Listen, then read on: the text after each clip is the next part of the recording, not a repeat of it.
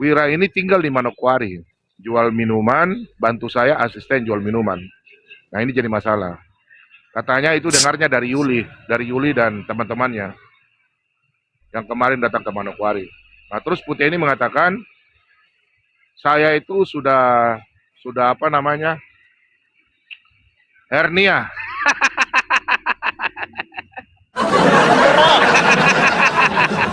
Turun berok Putih katanya ini. Pak, turun berok. Ya udah beruk ya, pokoknya udah hernia. Kemudian saya itu sudah hernia, kemudian apa namanya sudah nggak bisa jadi laki-laki jantan lah. Terus selama saya ke Jakarta itu istri saya itu kan sama saya di Jakarta. Itu yang ini yang dia tipu. Kan sebenarnya kan saya dengan istri saya di Jakarta dan Wira kami kan saya suruh datang Wira ke Jakarta. Nah dia bilang Wira ini ada di studio, jaga studio. Nah di studio jadi kalau selama saya live Wira dan istri saya itu selingkuh. Jadi selama 2 tahun ini selingkuh, pergi jalan. Pokoknya nih perkataannya si manusia bodoh ini yang ngaku pendeta padahal saya udah tanya Pak Hairul dia bukan pendeta.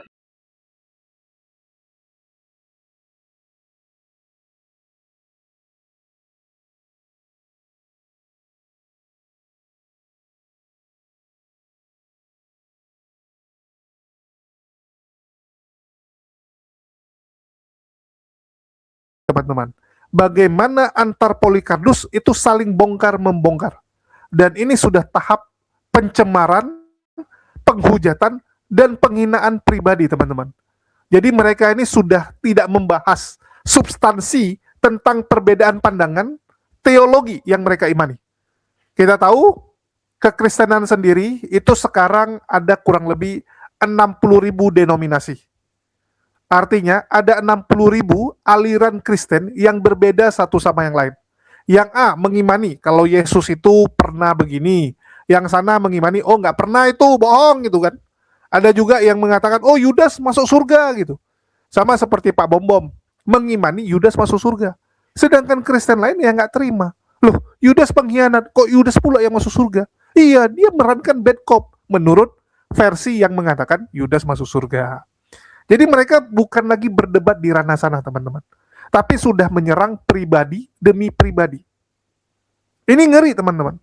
Bahkan bukan hanya saling nyerang secara omongan ya, secara verbal. Enggak, teman-teman. Sudah mendatangi rumah. Bayangkan, teman-teman ya. Udah sampai main datang-datang ke rumah, teman-teman. Kita tahu Pak Bom Bom mendapatkan serangan fajar, teman-teman ya. Dari yang namanya Yuli dan header-header lainnya. Tiba-tiba ada yang ngetok rumahnya, dan ternyata Yuli langsung, halo, motherfucker, surprise, gitu kan. Tetapi bukan bawa uang kaget. Kalau Yuli datang ke rumah Pak Bom Bom bawa uang kaget, masih mending. Ini ternyata Yuli inspeksi ke rumah Pak Bom Bom, ngecek apa saja yang ada di rumah Pak Bom Bom. Sudah berapa banyak donatur yang ditipu oleh Pak Bom Bom. Nah ini menggelikan sekali. Belum lagi nama-nama lama itu kembali muncul ke permukaan. Ada contoh namanya Pak Putih ya. Dulu nih Putih udah hilang teman-teman. Saya ingat sekali waktu Paul Jang mengatakan Pak Putih melarikan aset-aset dari Yayasan Galarua. Jadi Pak Putih ini kan pernah ikut di grupnya Paul Jang. Dia koordinator lapangan lah. Dialah yang mengurus aset-aset ya, pergerakan-pergerakan dari Yayasan Galarua tersebut. Bersama Pak Santiamer sebagai ketuanya. Dan saat itu Pak Putih dikabarkan sudah mencuri, sudah hilang gitu kan.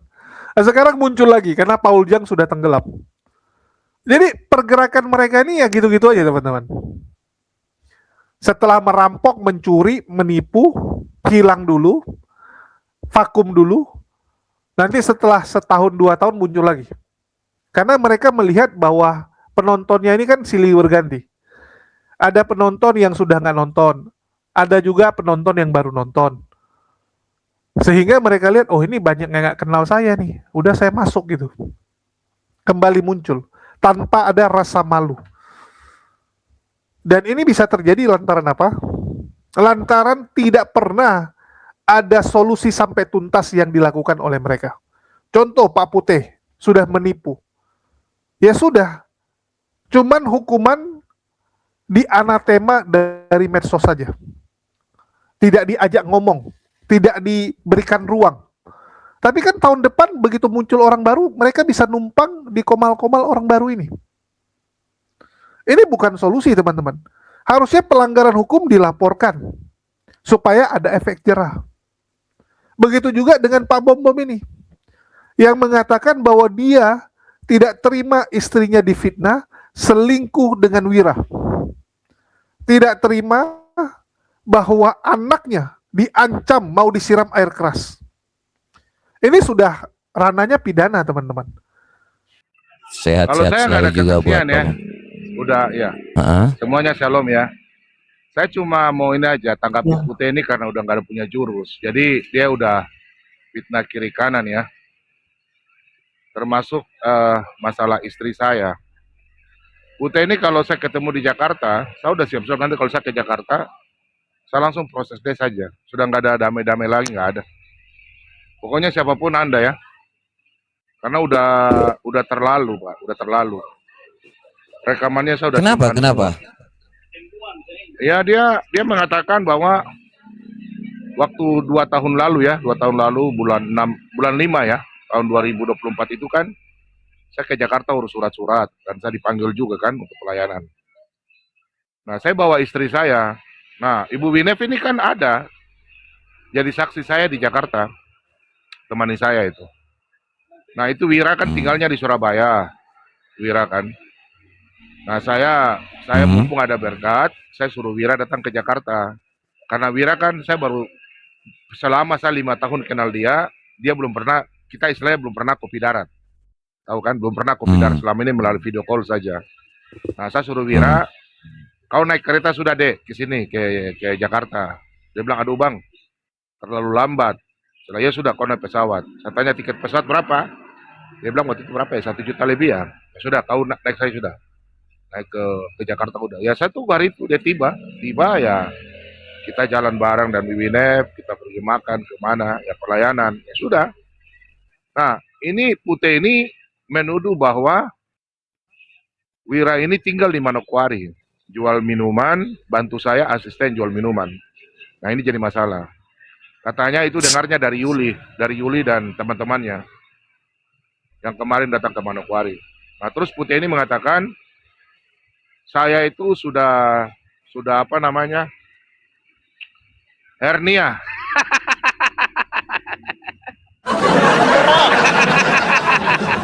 Turun berok Putih katanya nih. Pak, turun berok. Ya udah beruk ya, pokoknya udah hernia.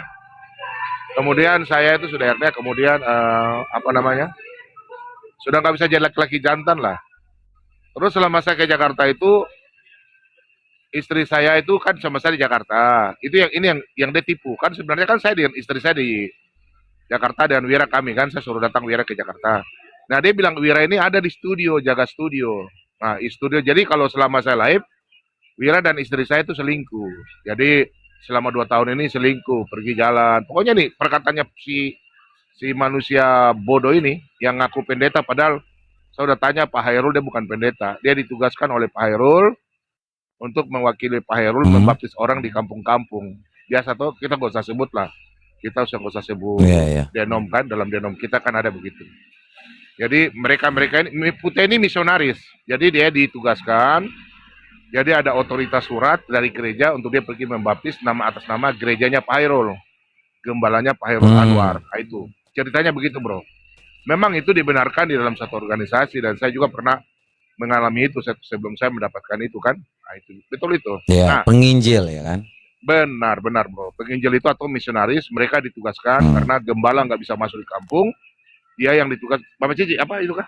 Disuka deh. Apa Bapak Cici? Nah, jadi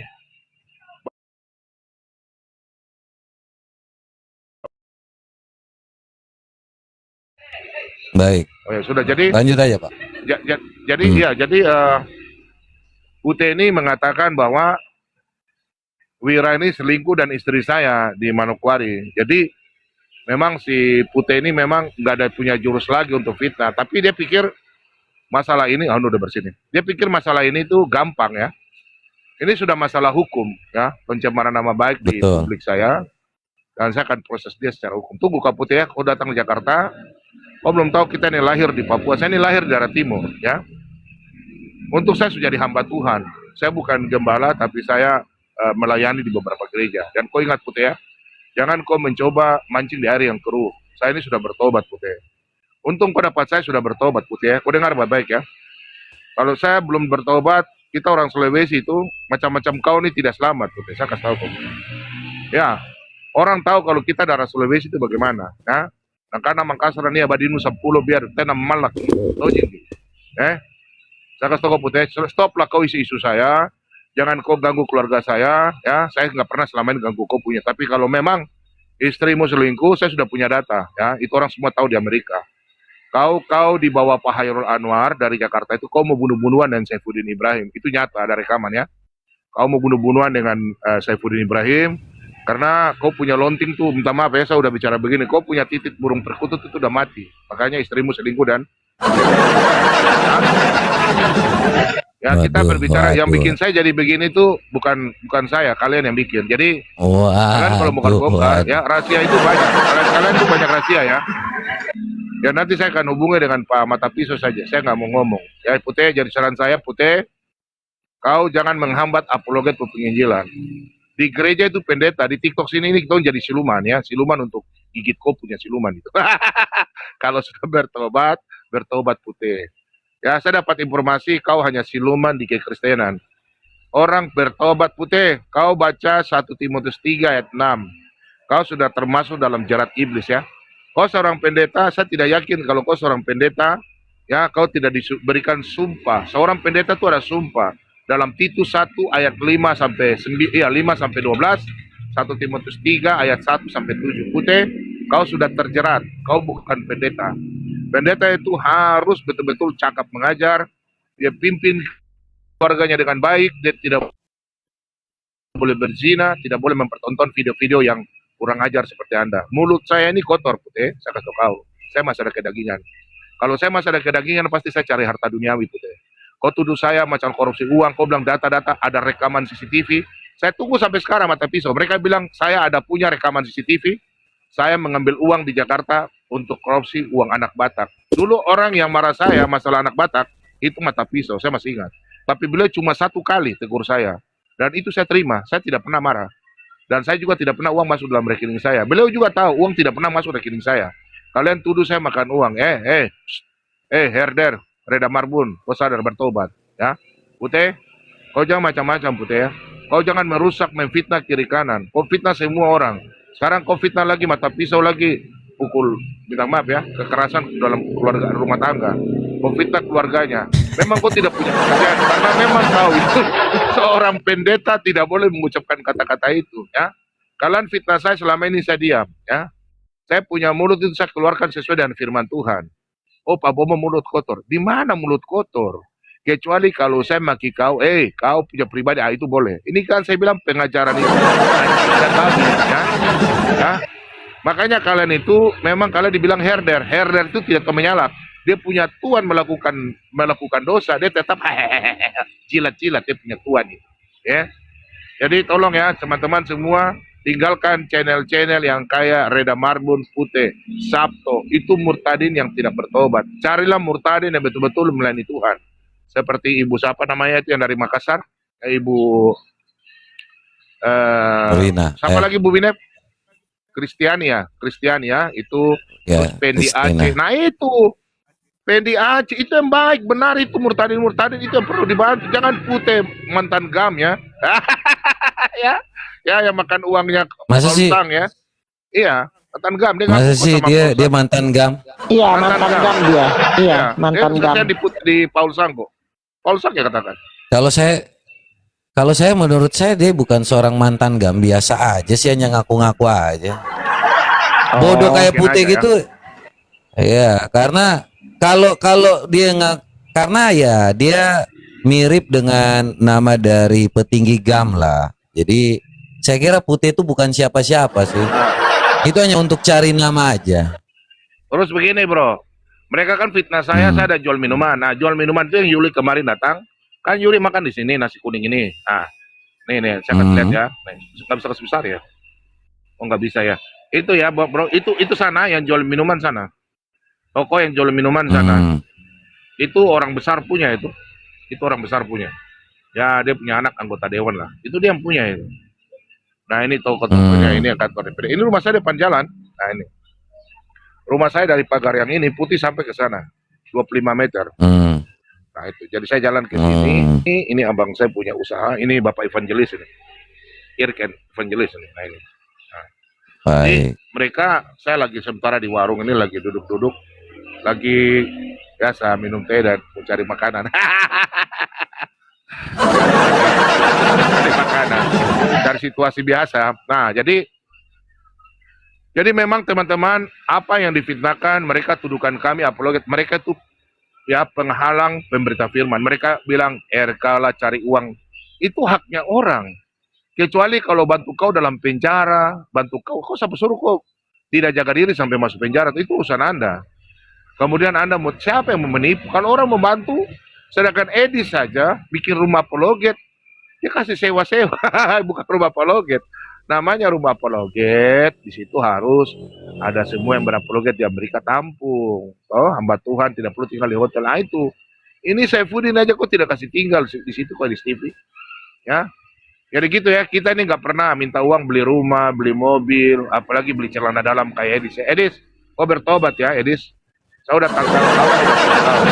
Kopiatul, kalau kau nonton ya, kau jangan mulut besar kau, baby sister kau itu. Ya. Baby sister. Kau jangan jilat-jilat Edis, kau cebo-cebo terus, karena kau di Amerika tuh baby sister, jangan kau cebo Edis lagi. Kau stop. Ya. Kalian semua tuh top dulu di saya punya YouTube. Sekarang kalian bikin kampung gila-gila lagi. Edis, kau kalau blow on, kau jangan mengajar.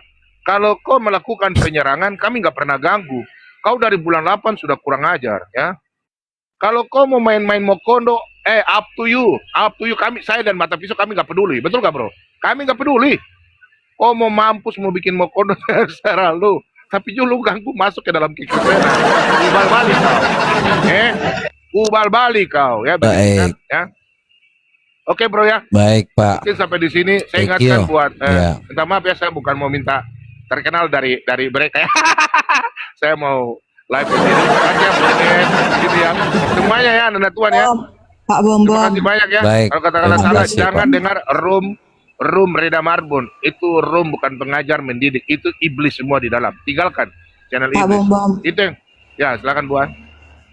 Pak, satu saran saya Pak, kalau seumpamanya ada yang kedua kali didatangin kayak gitu langsung ludahin Pak, ludahin. Ya. Ludahin. Saya kan sudah saya sudah bertobat Bu. Makanya saya apalagi malam itu saya dengan Pak Pendeta Obur kan kami baru ibadah pagi kan.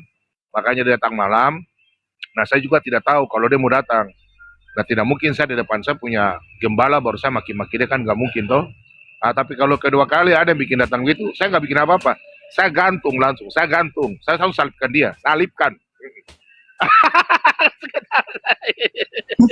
Oke lah, Ibu ya, makasih ya. Hanya mulut saja, hanya mulut. Kita ampuni kok. Oke Pak Pengajaran yang Bombom, kita- semangat terus Pak. Makasih ya, Walaupun orang yang bilang mulai apa, dari- Gak usah jangan dimaki, lupa gak usah pelayanan. disalipkan, tapi harus diludahin itu.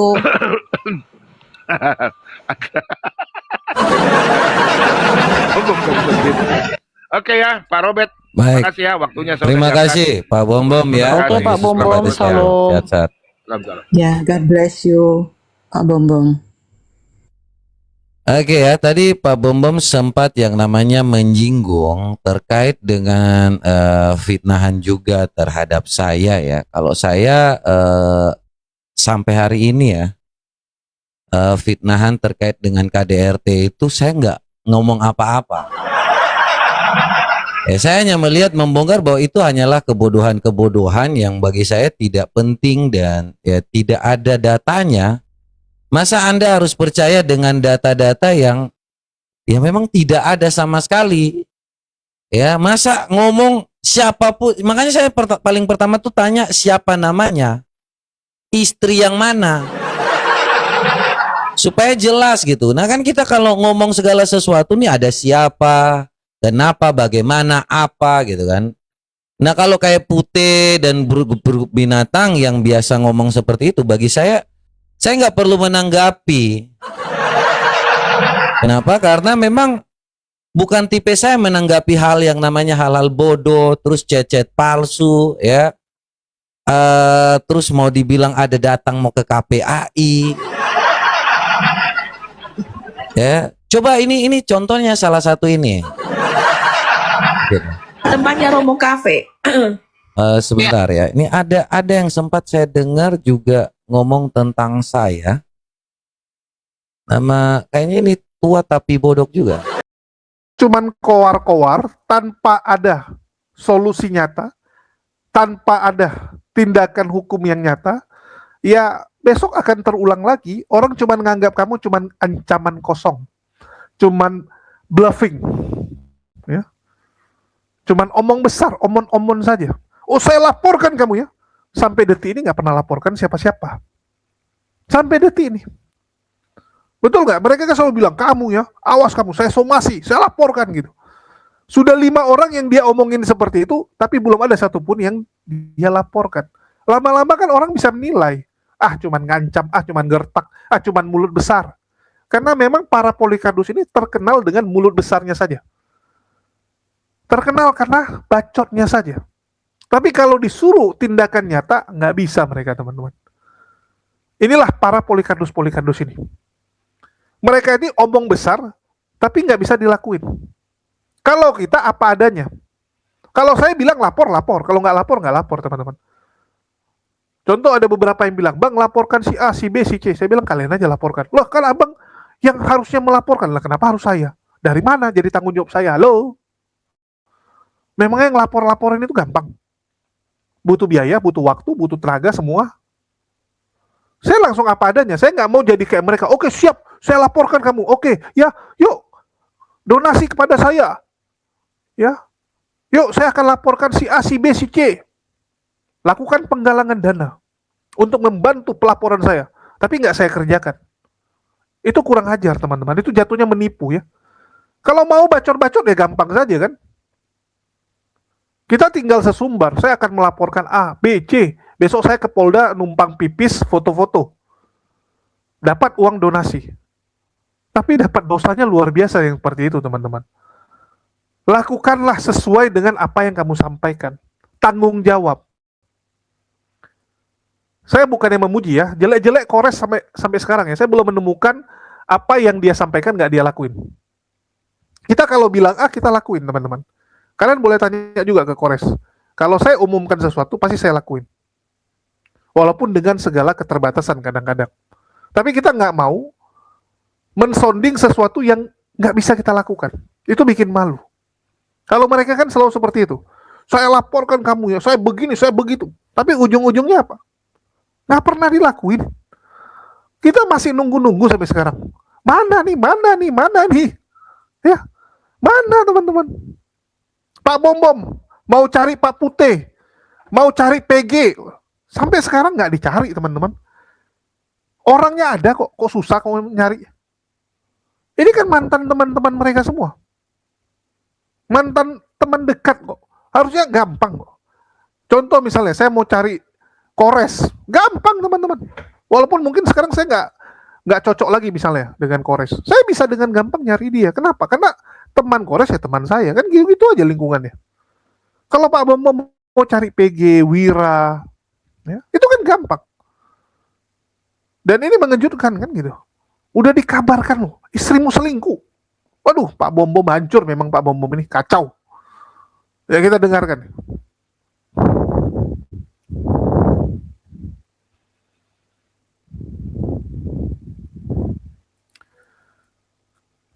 Ini kan ujung-ujungnya cuma sesumbar. Saya orang Sulawesi ya, kami pantang begini begitu. Aduh, tapi nggak dilakuin teman-teman. Masih keren Verdi Sambo mengatakan istrinya ada main sama ini, langsung dihabisi kan. Secara tindakan itu melanggar hukum. Tapi kalau kita bicara harga diri, wah lebih luar biasa harga diri Verdi Sambo. Pak Bom ini kan cuma besar mulutnya aja, selain besar badannya. Keberaniannya nggak ada. Bahkan dibilang apa? Oh dia kena hernia. titiknya udah nggak bisa naik gitu kan. Menurut saya bukan nggak bisa naik, tapi memang kebanyakan lemak gitu. Gimana? Perutnya yang kena teman-teman. Saya berani jamin ya, Pak Bom Bom itu, waduh susah itu Pak. Kalian kalau lihat aslinya Pak Bom Bom, waduh, kakinya pendek, perutnya yang ke depan gitu. Jadi kalau istrinya nggak puas wajar gitu. Menurut saya ya, nggak puas wajar. Karena kalau kita lihat foto Pak Bom Bom waktu nikah, masih ini dia, masih istilahnya badannya masih oke lah, nggak sebesar sekarang. Ini udah obesitas teman-teman. Ini kalau di Amerika tuh udah yang kayak apa, orang udah nggak bisa gerak. Itulah kenapa Pak Bom Bom itu jarang aktivitas di luar. Kan ada yang nanya tuh, terutama kelompok herder-herder kan, kita nggak pernah lihat Pak Bom Bom itu ya ceramah, khotbah gitu kan. Mana ada khotbah-khotbah dia di gereja, mana ada pelayanan dia. 24 jam dibilang, pagi siang malam di studionya terus live. Paling nggak ke depan aja dia. Itu pun karena beli makanan. Sambil nunggu beli makan, dia sambil ada ngoceh-ngoceh di live-nya. Itu aja kerjaan dia. Ya betul. Karena badannya terlalu besar. Orang kalau udah terlalu gendut, teman-teman, malas gerak, jujur. Saya kadang-kadang gitu kan, kalau lagi banyak makan kelebihan berat badan, jadi malas gerak, teman-teman. Itu pernah ada risetnya. Ternyata gaya makan, ya, berat badan itu mempengaruhi emosional dan kebiasaan lainnya. Ada orang yang dulunya nge-gym dia, fit, ya, badannya bagus gitu. Terus dia tiap hari makan junk food di Amerika. Setelah dia sambil nge-vlog teman-teman, dia bikin dokumentasi. Setelah dia makan sampai bulan ketiga, ya setiap hari makan junk food, berat badannya naik sampai 60 kilo. Bayangkan 3 bulan naik 60 kilo. Dan di situ dia sudah mulai temperamen, ya, mulai emosian, mulai malas ngapa-ngapain gitu. Dan ternyata itu berpengaruh memang makanan itu dengan tingkat emosimu, gaya hidupmu. Kalau Pak Bom Bom dengan berat badannya kayak gitu ya maklum lah teman-teman. Dia nggak kena stroke aja kalian harus sudah syukur. Betul nggak? Orang kayak Pak Bom Bom ini kan beresiko kena stroke lebih tinggi daripada orang yang lain. Dengan berat badannya gitu. Penyumbatan pembuluh darahnya udah banyak. Kalian bikin dia emosi, lewat dia itu teman-teman. Itulah saya bilang Pak Bom Bom sebenarnya udah nggak cocok masuk ke dunia diskusi ini. Menurut saya ya. Kalau Pak Bom Bom nggak bisa nahan emosinya, bahaya untuk kesehatan Anda. Kasihan, anak Anda tuh kan masih kuliah, masih butuh biaya yang banyak. Betul nggak? Anak perempuannya masih kuliah, anak yang lakinya masih SMA. Masih butuh biaya banyak Pak Bom Bom. Jaga kesehatan. Walaupun memang aset kamu udah banyak. Ya, selama ini kan dia udah ngumpulin lumayan banyak gitu ya. Kalaupun dia meninggoy misalnya masih cukup lah. Tapi kan kasihan gitu. Kalau Anda nggak sampai bisa lihat anak Anda nikah, sampai nggak lihat cucu Anda gitu. Jaga kesehatan Pak Bom Bom. Saran saya. Saya tuh ngomong apa adanya teman-teman. Dulu Ko Agus itu langsung saya bilangin. Waktu Ko Agus ya beberapa kali ngereaksi, saya langsung telepon Ko Agus. Ko, mending janganlah. Karena saya bilang Koko ini agak emosian gitu. Kan ada dia cerita kan. Iya dia bilang sebelum dia kena stroke itu baru beberapa minggu yang lalu Julius ngomong gitu. Kan ada dibilang gitu. Saya nasihati jangan gitu. Nggak cocok soalnya. Temperamen.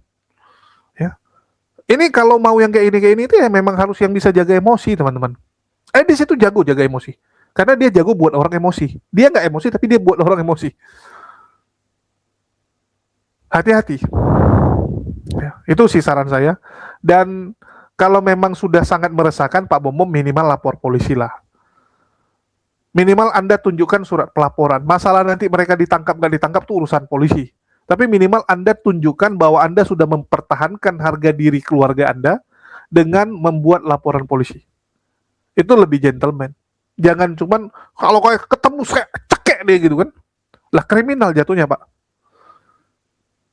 Pak Bom Bom ngancam waktu itu. Kalau ketemu PG saya cekek dia. Saya angkat dia dengan satu tangan. Ya saya yakin kamu sanggup angkat PG dengan satu tangan. Terus apa fungsinya gitu? PG lapor polisi, visum kamu yang masuk, Pak Bom Bom. Begitu juga dengan Pak Putih. Saya yakin Pak Putih itu one by one sama Pak Bom Bom lewat Putih.